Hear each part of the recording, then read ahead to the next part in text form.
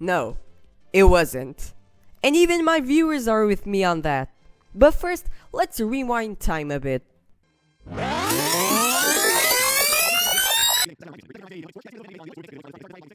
The games event was inspired by the Olympics, as you can obviously tell. And just like all of the other events, it was done for two main reasons. Number one, to bring the Roblox community together. And number two, to get money, of course. And obviously, only reason two worked. But before we get into why this event was so freaking bad, let's talk about the positive stuff. The lobby was super cool, and you've gotta give props to the devs for lowering the prices of the pay-to-win items. Just take a look at this classic swords price! But anyways, the lobby minigames were also pretty cool, even though we all know that nothing will ever beat the classic lobby. But now, let's address the real problem. The lack of creativity. Let me explain. So as you all know, the hunt is what started this little event trend. Players were all hyped up because it was the first event in like 4 years.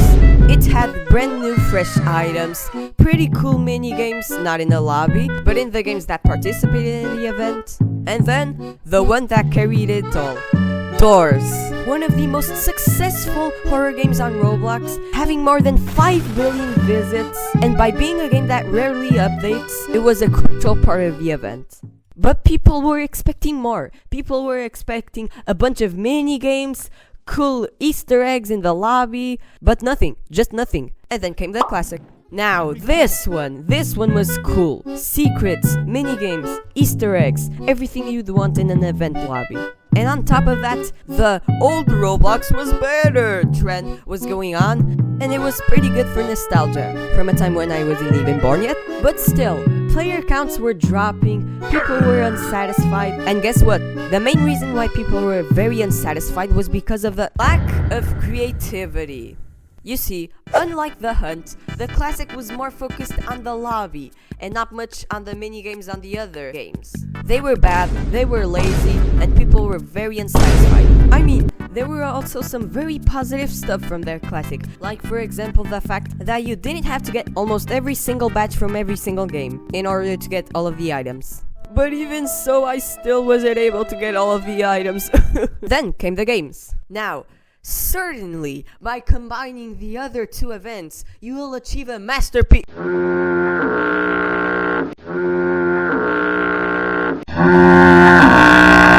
What the heck is this crap? They literally combined the worst features of each event to create this abomination. Alright, so I know that by now you are probably wondering why the heck did this go wrong? Let me explain. So now that I've explained how the other events went, try to think of the two main reasons why people hated these events.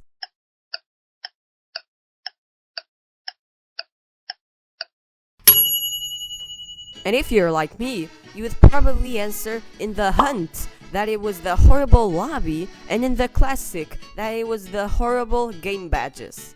And instead of Roblox learning from their mistakes, they're just repeating them over and over again. And that's the huge problem over here. Now, I know that I said earlier that the games lobby was pretty cool, but it also had some downsides.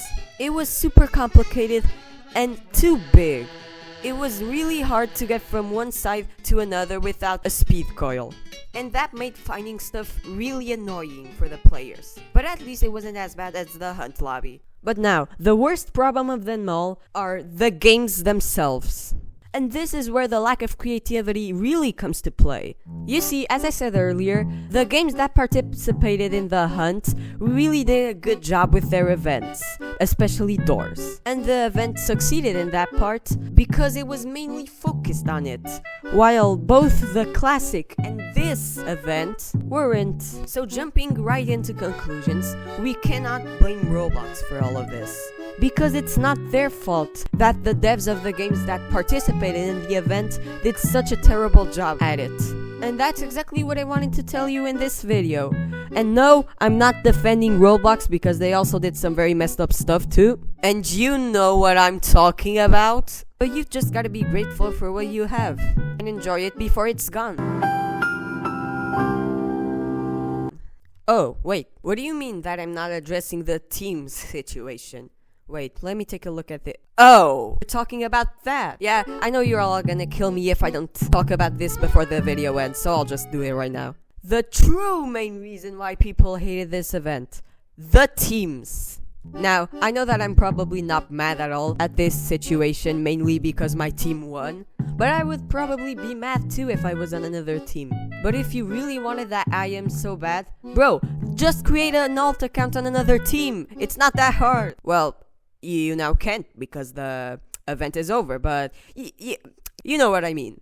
But what people were saying is that Crimson Cats had an unfair advantage, and the main reason for that was Quickcraft. You see, there were 5 total teams: Crimson Cats, Giant Feet, Angry Canaries, more like Angry Birds,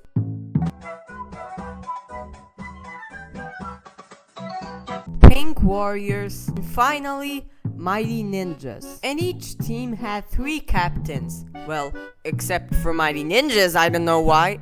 I mean, it's kind of ironic considering that they're the ones who have an unfair advantage. But anyways, it was already obvious that the team with a larger audience was gonna win. But people were still mad at it. Like, it's probably harder than you might think to match the subscriber count on each team evenly. There is always going to be a team with more subscribers, and there is also going to be a team with less. You see, the real importance over here is the dedication of the audience. And in this case, Quickcraft's fans were very, very dedicated to keep the throne to them. And if I'm remembering correctly, Quickcraft was the only one who decided to make a stream and a YouTube short dedicated to convincing people to helping his team.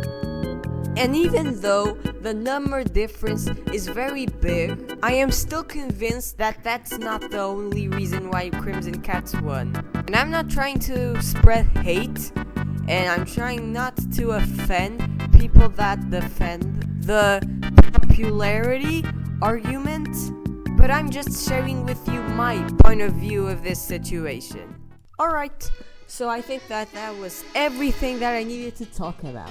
In conclusion, the games wasn't an all bad event. It also had the cool boss fight and stuff, but it also had some pretty bad stuff. And obviously, the main reason of this video is not for harassment, being toxic or any of that. It's just for, let's say, educational purposes only. And by the way, I know that I'm super late to this, sorry. Editing alone takes some time, you know. But now I wanted to say goodbye. If you enjoyed my video, then make sure to subscribe or like the video. But if you don't want to do any of that stuff, just enjoy my videos, and that will already be more than enough for me. So have a nice rest of your day, and see you next time. Cut!